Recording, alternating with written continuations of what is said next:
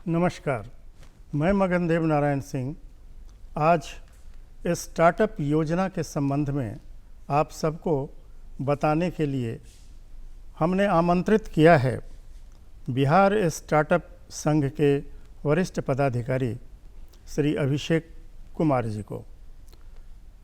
आपके मन में स्टार्टअप योजना के बारे में कई तरह की भ्रांतियां होंगी, कई तरह के प्रश्न होंगे, तो मैं आपसे आग्रह करता हूं कि आपके मन में इस संबंध में जो भी प्रश्न हो, जो भी शंका हो, आप पूछ सकते हैं घर बैठे। बीच बीच में हम अपना टेलीफोन नंबर, मोबाइल नंबर इस दूरदर्शन के स्क्रीन पे आपको दिखाएंगे और आपसे आग्रह करेंगे कि आपके मन में अगर कोई प्रश्न है इस संबंध में तो आप पूछें, और इसका जवाब ये विशेषज्ञ जो आज हमारे स्टूडियो में हैं ये आपको उन प्रश्नों का उत्तर देंगे, आपके प्रश्नों का समाधान करेंगे। ये स्टार्टअप योजना क्या है? एक्चुअली ये बिहार सरकार की योजना है और इससे पूर्व केंद्र सरकार ने भी स्टार्टअप योजना लागू की थी और केंद्र सरकार के स्टार्टअप योजना को सारे राज्यों ने लागू किया, बिहार भी लागू किया। सर्वप्रथम बिहार में हमारे मुख्यमंत्री 2017 में इस योजना को लेकर के आए थे, फिर 5 साल के लिए लेके आए थे। 5 साल पूरा होने के बाद 2022 में पुनः इस योजना को लागू किया गया है और ये योजना अभी कार्यरत है। अब ये योजना क्या है? एक्चुअली ये योजना रोज़गार मुहैया कराने के लिए है।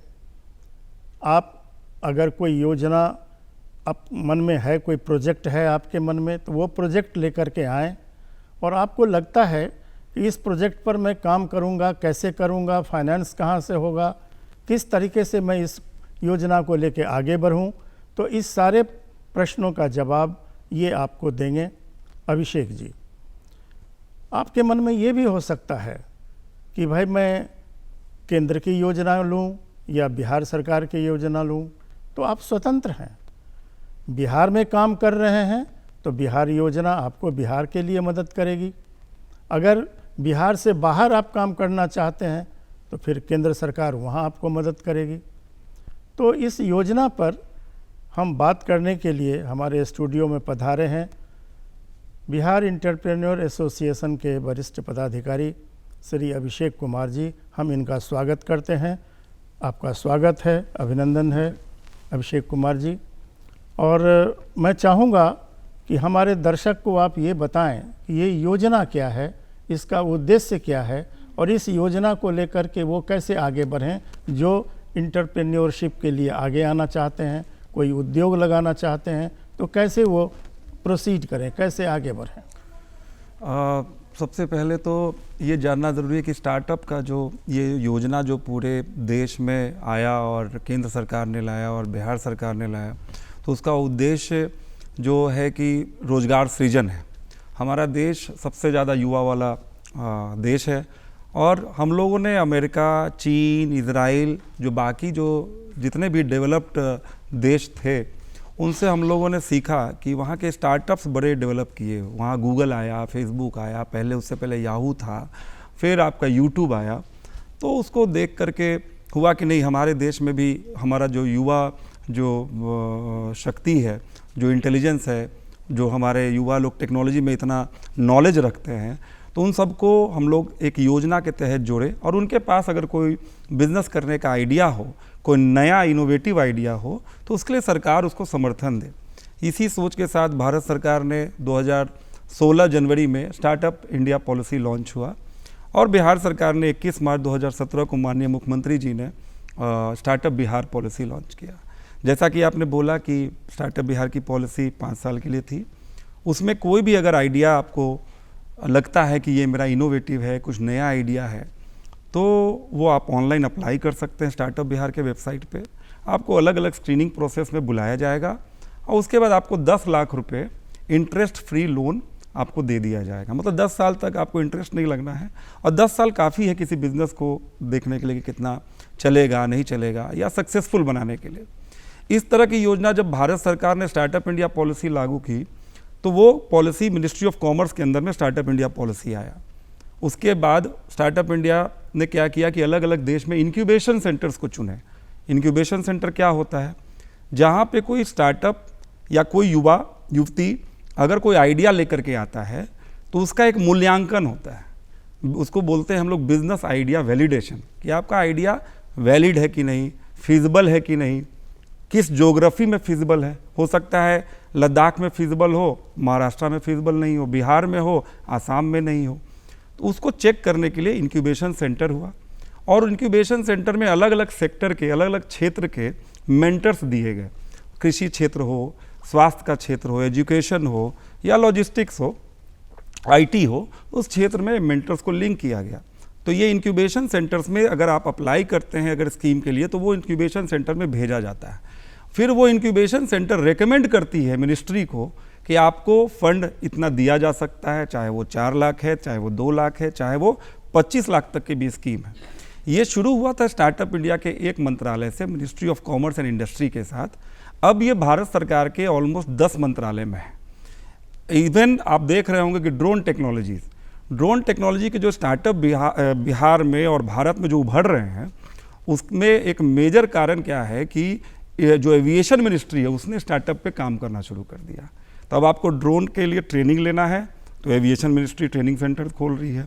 ड्रोन का लाइसेंस उड़ाने के लिए लेना है, एविएशन मिनिस्ट्री में एकदम ऑनलाइन पोर्टल है, पारदर्शी पोर्टल बना हुआ है। तो वैसे ही मिनिस्ट्री ऑफ इलेक्ट्रॉनिक्स आईटी, अगर आईटी में आपका स्टार्टअप है तो आपको मिनिस्ट्री ऑफ इलेक्ट्रॉनिक्स आईटी का टाइड 2.0 स्कीम है।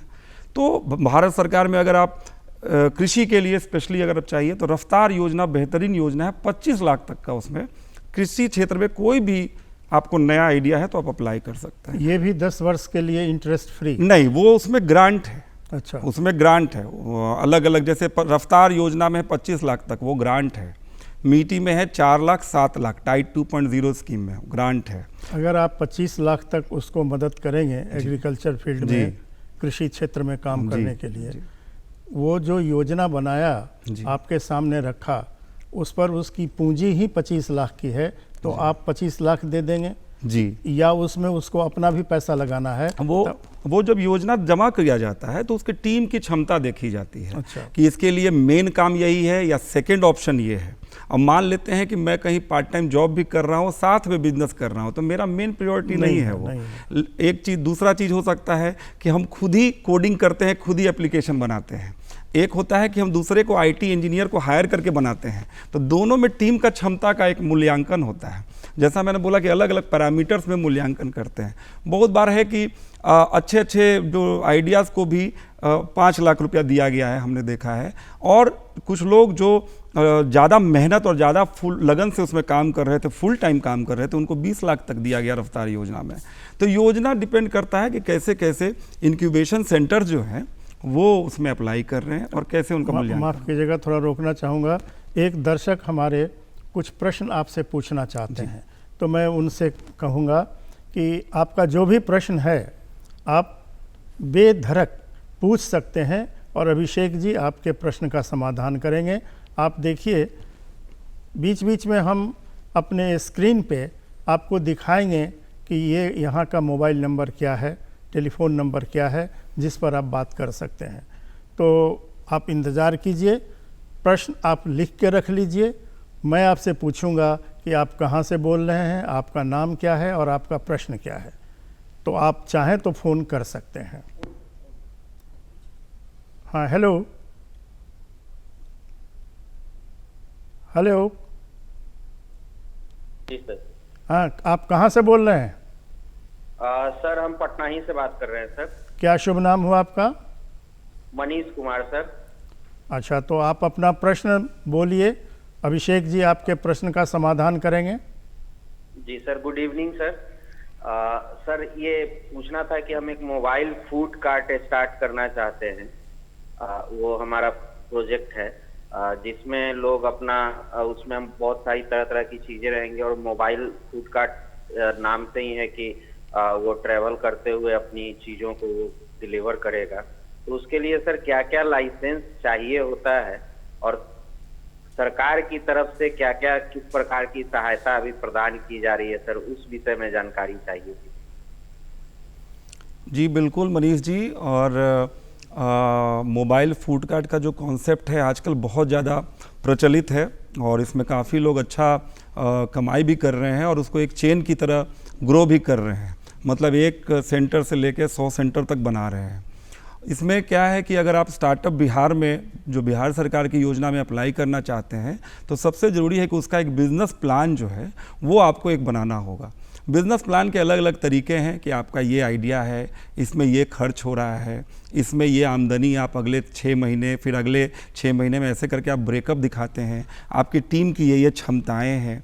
उसके बाद जब आप लाइसेंस लेने की जो आपने बात कही, तो मान लेते हैं फूड में FSSAI लाइसेंस आपने लिया, जहाँ पे आप कार्ट लगाएंगे, नगर निगम के क्षेत्र में है तो नगर निगम से आप परमिशन लेंगे और जिस जिस आप एरिया में उसको स्प्रेड करेंगे तो उस वहाँ मेंशन करना होगा FSSAI में कि यहाँ यहाँ हम उस खाने का खाद्य पदार्थ है, तो जहाँ जहाँ वो खाद्य पदार्थ बनता है वहाँ के लिए स्पेशली सोर्सिंग लाइसेंस लेना पड़ता है। FSSAI में वो मेंशन करना होता है, माने इनको पूरा प्रोजेक्ट बना के सबमिट करना होगा। बिल्कुल। और इंक्यूबेशन सेंटर में आप जाएंगे, लेके इंक्यूबेशन सेंटर के जो बाकी मेंटर्स हैं, मार्केटिंग स्ट्रेटजी, ब्रांडिंग का कैसे होगा, लोगो डिजाइनिंग कैसे है, कंपनी कैसे बनती है, CA लोग से कंपनी बनाना, किस टाइप की कंपनी बनेगी, पार्टनर्स कितने रखिए तो बढ़िया है, और आगे का फंड कैसे स्टार्टअप बिहार या स्टार्टअप इंडिया के बाद कैसे फंड आपको मिले वो भी देखा जाएगा। वो सब एक्सपर्ट लोग आपको मदद करेंगे। क्या आप संतुष्ट हुए इस उत्तर से या और कुछ पूछना है आपको इस संबंध में?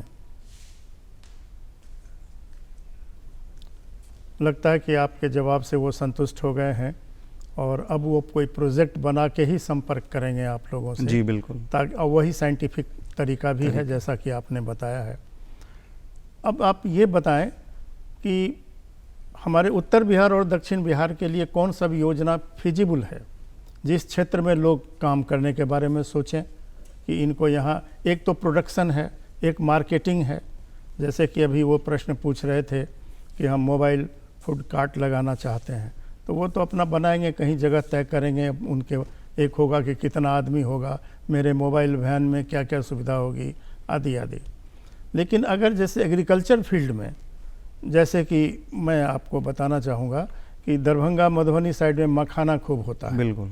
तो कोई आदमी अगर मखाना का प्रोसेसिंग करके, पैकेजिंग करके उसको अगर मार्केट में देना चाहता है और उसकी कोई योजना बना रहा है, तो वो कैसे आगे बढ़े? जी, जैसे मखाना का आपने बहुत अच्छा एग्जाम्पल बताया। देश भर में, दुनिया भर में अभी मखाना बहुत धूम मचा रहा है, लोग समझ रहे हैं कि कितनी ज़रूरत वाली ये चीज़ है। मैं बीजिंग गया था अप्रैल में, वहाँ पे भी मखाना की बात हुई तो बाकी जो देश के लोग थे सब लोग को मतलब पता था कि कुछ नया चीज़ इंडिया में आ रहा है। मखाना का हमारे दरभंगा और मधुबनी में हम लोग सब जानते हैं और कटिहार में भी कुछ पोर्शन में बहुत अच्छे तरीके से मखाना होता है। लेकिन हम लोग को ये भी जानना है कि मखाना का जब हम खरीदारी करेंगे तो किस रेट पे करेंगे, उसके बाद प्रोसेसिंग में हमारा कितना मार्जिन लग रहा है। मतलब कि अगर 100 रुपये में हमें मखाना, फॉर एग्जांपल हम ले रहे हैं, 100 रुपये में मिल रहा है, तो मे भी हमको प्रोसेसिंग में 10 रुपये, 15 रुपये, 20 रुपये हमारा खर्च हो रहा है। उसके बाद हम उसको पैकेजिंग करेंगे तो 5 रुपये और हुआ तो 115 रुपये हुए। उसके बाद उसको हम अगर डिस्ट्रीब्यूशन पे दें, उसको मार्जिन दें 10 रुपया, 15 रुपया, तो 140 रुपये के आसपास या 130 रुपये के आसपास आ रहा है। इस तरह से हम लोग एक मार्जिन डिवाइड करते हैं और उसके बाद एक एनालिसिस करते हैं कि बाकी कंपेटिटर लोग कितने प्राइस में बेच रहे हैं। और मान लेते हैं कि अब बाकी लोग बेच रहे हैं 150 रुपये में, तो आपको एक मिल जाता है कि चलो हम नया उतार रहे हैं तो हम 150 की जगह पे 140 में नया उतारेंगे। हम अपने डिस्ट्रीब्यूशन, जो रिटेलर है, जो दुकानदार में जो आपका प्रोडक्ट मखाना का रखेगा, उसको हम थोड़ा ज़्यादा मार्जिन देंगे। तो ये पूरा बिजनेस का एक स्ट्रेटजी है और इसको हम लोग यही कहते हैं कि अगर आप कभी भी कोई भी उद्यम लगाना चाहते हैं, मखाना हो या किसी क्षेत्र में, तो ज़रूर उस बिज़नेस मॉडल को, बिज़नेस स्ट्रेटजी को बड़ा क्लियरली पेन पेपर पर लिखें और उसको डिस्कशन करें ज़्यादा से ज़्यादा लोगों से। बहुत लोगों की भ्रांति होती है कि हम डिस्कस करेंगे तो मेरा आइडिया कोई चुरा लेगा, कोई और कर लेगा। हम लोग 10 साल में बहुत सुनते आए हैं ये सब, लेकिन ऐसा नहीं होता है। आपके अंदर जज्बा है, आपके अंदर जो जुनून है, वो कोई कॉपी नहीं कर सकता है। आपके आइडिया को देख के बहुत लोग देख के करते हैं, बट सब लोग सक्सेसफुल नहीं हो पाते हैं। तो आपके अंदर में जुनून और आपके जो जज्बा से आप उसको बिजनेस प्लान को बहुत सुदृढ़ बनाइए, उसको रोबस्ट बनाइए और फिर साथ साथ सरकारी जो योजनाएं हैं, जहाँ से जैसे मैंने बताया रफ्तार योजना है या स्टार्टअप इंडिया का है, स्टार्टअप बिहार का है, तो सब में आप अप्लाई करिए, उसके लिए प्रेजेंट करिए और उससे फ़ायदा उठा सकते हैं। एक जो आपने बोला कि दक्षिण बिहार या उत्तरी बिहार में। देखिए बिहार एक जो मेरा जो एक्सपीरियंस रहा हमारे संगठन का कि 10 साल में हमने देखा है कि कृषि प्रधान बिहार राज्य रहा है। हमारे यहाँ जो फर्टिलाइज़र का जो यूसेज है वो बहुत कम है, बाकी सब राज्यों से बहुत कम हम लोग केमिकल फर्टिलाइज़र यूज़ करते हैं। तो ये कृषि के क्षेत्र में खास करके नेचुरली जो प्रोड्यूस्ड है प्रोडक्ट्स है उसमें एक बहुत बड़ा हमारा स्कोप है। सप्लाई चेन में अब कोई चीज़ मखाना मान लीजिए कि निकल रहा है 150 रुपये और वो जा करके अगर बॉम्बे में बिक रहा है 1000 रुपये, तो ये 900 रुपये या 800 रुपये का जो गैप है पूरा एक वैल्यू चेन में वो गैप है। तो उसमें वैल्यू चेन में या वैल्यू एडेड प्रोडक्ट्स बनाए प्रोसेस करके, या सप्लाई चेन में गैप है, तो उसमें कमाने की और बिजनेस करने का बहुत अपॉर्चुनिटी है। अच्छा, ये कुछ दिन पहले ये चर्चा चली थी, बिहार सरकार में भी चर्चा हुई थी कि विदेश से खास करके चाइना से बहुत सारे खिलौना आते हैं हमारे यहाँ बिकने के लिए, लेकिन हमारे यहाँ ये खिलौना उद्योग क्यों नहीं विकसित हो पाता है? और कोई आदमी अगर इसमें आना चाहे तो आप उसको कैसे असिस्ट करेंगे? एक तो ये बहुत इंटरेस्टिंग क्वेश्चन है कि हम लोग चाइना से जब कंपेयर करते हैं तो एक चीज़ हम लोगों को जानकारी मतलब है कि मैं चौथी बार चाइना जा रहा हूँ सितंबर में, 22 सितंबर को फिर से। तो वहाँ पे है कि हर चीज़ कोऑपरेटिव मॉडल पे चलता है। अगर एक मौजा बनाने का अगर आप खोजेंगे तो एक साथ 100 मौजा बनाने वाले कोऑपरेटिव मिलेंगे। अगर आप एक मोबाइल का चार्जर हम लोग जो लेते हैं तो छोटा सा मोबाइल का बैटरी लेते हैं तो एक साथ 100 फैक्ट्रियाँ लगी हुई हैं, तो उनका जो प्रोडक्शन का जो कॉस्ट है बहुत लो हो जाता है। और जब कोई खरीदारी करने के लिए जाते हैं तो एक साथ उसको पूरा मंडी मिल जाता है। जैसे हम लोग के यहाँ हटिया होता है सब्जी के लिए और बड़ा मंडी होता है, तो वैसे ही वहाँ पे हर चीज़ का मंडी है।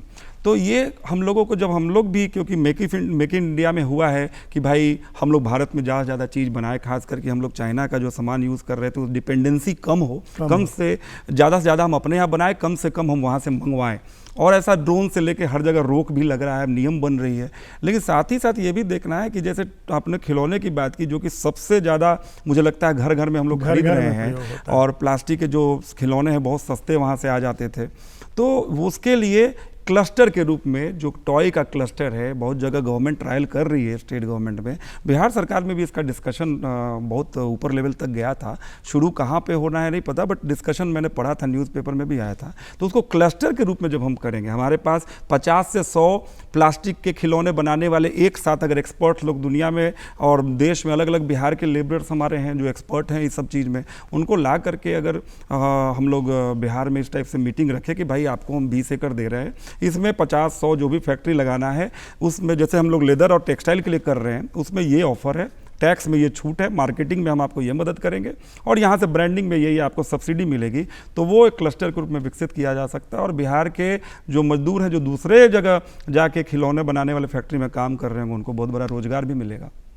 तो इंडिया में क्या किसी अन्य राज्यों में खिलौना उद्योग विकसित हुआ है? जी, खिलौने का टॉय क्लस्टर जो है महाराष्ट्र जैसे औरंगाबाद में ये हुआ है, गुजरात में भी क्लस्टर बने हैं। तो शुरुआत मेक इन इंडिया में टॉय क्लस्टर काफ़ी सारे यहाँ पे आए हैं। आपको इसका एग्जांपल देखेंगे, हम लोग जो बैडमिंटन जो मच्छर मारने वाला लेते थे तो 1.5-2 साल पहले 200-250 में चाइनीज़ वाला आता था, उसमें वारंटी नहीं रहता था, मिलता था सस्ते में। अभी एवरेडी का आ गया है, गोदरेज का आ गया है, मिल रहा है 500 में, 600 में 400 में, लेकिन उसमें 6 महीने की वारंटी है, मजबूत है, थोड़ा वो खोलने वाला है, वो ऐसा नहीं है कि आप खोल ही नहीं सकते हैं। तो वो मेक इन इंडिया वाला आ गया।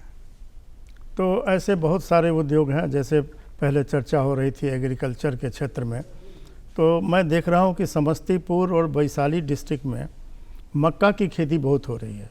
और हमारे बिहार में जो ये है मक्का का जो चिप्स बन के आता है बाहर से, वो दूसरे राज्यों से आता है, मेरे राज्य में बिकता है, और मेरे यहाँ रॉ मटेरियल है, मेरे यहाँ नहीं बनता है। तो उनको कैसे प्रोत्साहित किया जाए कि वो इस क्षेत्र में भी आवे? एक कॉन्फ्लिक्ट जो आपने कॉर्न की बात की, कॉन्फ्लिक्ट जो हो रहा है, जैसे कि वैशाली में गोदरेज वाले बड़े ब्रांड वालों ने लगाया, बिहार का अपना ब्रांड कॉन्फ्लिक्ट में इसलिए भी नहीं आ पा रहा है या अच्छा नहीं हो पा रहा है कि मेन जो हमारे यहाँ बिहार में किसी भी क्षेत्र में बिजनेस में जो कमी है वो मार्केटिंग ब्रांडिंग की है। मार्केटिंग ब्रांडिंग एक बड़ा प्लान्ड वे में चीज़ है, वो एक जो आर्टिस्ट, एक आर्ट का काम है। जैसे आप एक मूर्तिकार एक अपना सोच को लगाता है मूर्ति में, वैसे ही मार्केटिंग और ब्रांड बनाने में एक आर्ट लगाते हैं। और क्योंकि आपने जैसा बोला बिल्कुल सही कि हमारे यहाँ से मक्का जाता है बाहर, हमारे यहाँ स्कीम भी है, हम यहीं पे बना सकते हैं। उसमें भी मेजर मुझे लगता है कि गवर्नमेंट को मार्केटिंग ब्रांड की तरफ से एक होना चाहिए कि भाई एक 10 लोग, 20 लोग, 50 लोग करके करें और हम उसको फूड प्रोसेसिंग में अपना ब्रांड बना करके निकालें। हमारे यहाँ केमिकल फर्टिलाइज़र कम हमारे यहाँ यूसेज है, तो हमारे यहाँ का कॉर्नफ्लेक्स खिलाइएगा तो आपके बच्चे को परिवार ज़्यादा स्वस्थ रहेगा। तो इस टाइप से पोजिशनिंग भी होना पड़ेगा कि भाई बिहार का जो प्रोडक्ट है और बाकी राज्यों का प्रोडक्ट है, बिहार का प्रोडक्ट ज़्यादा नेचुरल है, ज़्यादा प्राकृतिक खेती से लगाया हुआ है और आपके शरीर को ज़्यादा फायदेमंद होगा। ये जब पोजिशनिंग हो जाएगा तो जैसे लोग नॉर्थ ईस्ट का लेते हैं, अभी ब्लैक राइस का मणिपुर का चलने लगा पूरे देश में, ब्लैक राइस, हमारे बिहार का भी प्रोडक्ट वैसे ही हो जाएगा। एग्रीकल्चर के फील्ड में भी हम देखते हैं, जैसे अभी बड़ी चर्चा हो रही है जब से प्रधानमंत्री जी ने कह दिया मोटा अनाज का उपयोग कीजिए, ये स्वास्थ्य के लिए ज़्यादा लाभदायक है। तो ऐसा मोटा अनाज के लिस्ट में मैं आता हूँ इस पर, लेकिन एक फ़ोन आ गया है, एक दर्शक हमारे कुछ पूछना चाहते हैं। हाँ पूछिए। हेलो। हेलो। हाँ, आप कहाँ से बोल रहे हैं? मैं बोल रहा हूँ पटना से। अच्छा, अपना शुभ नाम बताया जाए। मेरा नाम हुआ अखिलेश कुमार जी। अपना प्रश्न पूछें आप। मेरा प्रश्न यह है कि मैंने सिविल इंजीनियरिंग किया हुआ है, बीटेक जी। टेस्टिंग और जो अदर टेस्टिंग है उसका एक हम अपना प्लांट लैब बनाना चाहते हैं। अच्छा,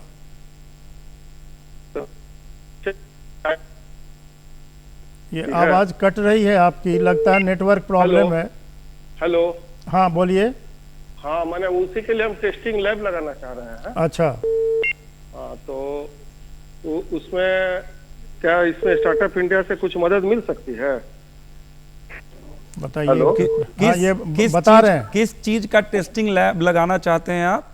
हाँ हाँ, ये सॉइल टेस्टिंग हुआ, उसका स्ट्रेंथ टेस्टिंग है, रॉड का, सरिया का, या फिर अंडरग्राउंड जो हम लोग सिविल वर्क करते हैं। अच्छा अच्छा तो अच्छा। उसमें अंदर का फिर बहुत सा टेस्टिंग होता है, उसके लिए बहुत से बिहार सरकार का अपना लैब है ऑलरेडी। अच्छा। तो उसी में हम चाह रहे हैं कि अपना भी हम एक खोलें। तो आप जैसे एक मूल्यांकन किए होंगे कि जैसे मान लेते हैं लैब है यहाँ पे, तो आपके लैब का भी मार्केट है यहाँ पे, कितने कस्टमर आएंगे, आप मंथली कितना आपके पास रेवेन्यू आ सकता है, ये थोड़ा मूल्यांकन करने की ज़रूरत है। साथ साथ जी, मूल्यांकन का जहाँ तक प्रश्न है सर, काम तो उस क्षेत्र में बहुत है जी। क्योंकि जितना भी है, जो भी कॉन्ट्रैक्टर या एजेंसी है जो भी काम करते हैं इन सब चीजों का, हाँ हाँ, उनको तो कहीं ना कहीं किसी लैब से टेस्ट कराना ही पड़ता है। जो डीपीआर वगैरह बनता है तो उसके लिए बिना उसके अप्रूवल के फिर आगे प्रोजेक्ट बढ़ता ही नहीं है। नहीं, हम अभिषेक जी की बात को थोड़ा स्पष्ट कर देना चाहेंगे। आप जब इस क्षेत्र में काम करना चाहते हैं तो आप एक डेटा कलेक्ट करें कि इस तरह की कितनी कंपनियां हैं जो इस क्षेत्र में काम कर रही है और काम की संभावना कितनी है। ये प्रोजेक्ट अगर आप तैयार करेंगे तो इस क्षेत्र में काम करने में आपको भी सुविधा होगी, फाइनल प्रोजेक्ट बनाने में भी सुविधा होगी, और फिर स्टार्टअप इंडिया आपको मदद भी कर सकेगा जब स्पष्ट हो जाएगा कि आपका जो प्रोजेक्ट है वो फिजिबल है। नहीं तो लगेगा कि भाई ऑलरेडी इतनी कंपनियां काम कर रही हैं तो आप कहाँ सर्वाइव कर पाइएगा। लेकिन अगर 5-10 कंपनी काम कर रही है और रिक्वायरमेंट 100 कंपनी की है तब तो बहुत फिजिबल है। नहीं, ठीक है सर, कंपनी बहुत कम है इस क्षेत्र में, तभी तो ये आइडिया है मेरे दिमाग में। नहीं तो आप इसको बनाइए, इसको आप प्रोजेक्ट बना के संख्या बताइए।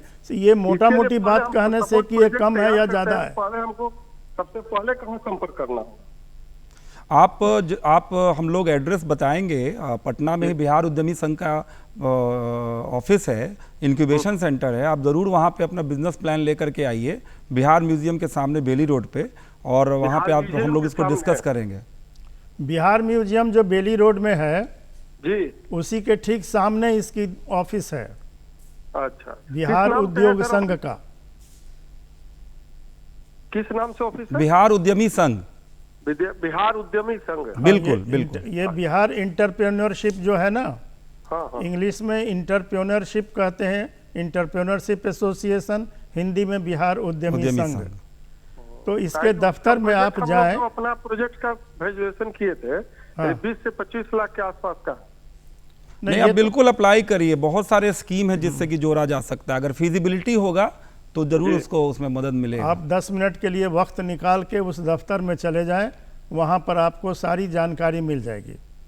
ठीक है सर, धन्यवाद। धन्यवाद प्रश्न पूछने के लिए। तो मैं आपसे चर्चा कर रहा था कि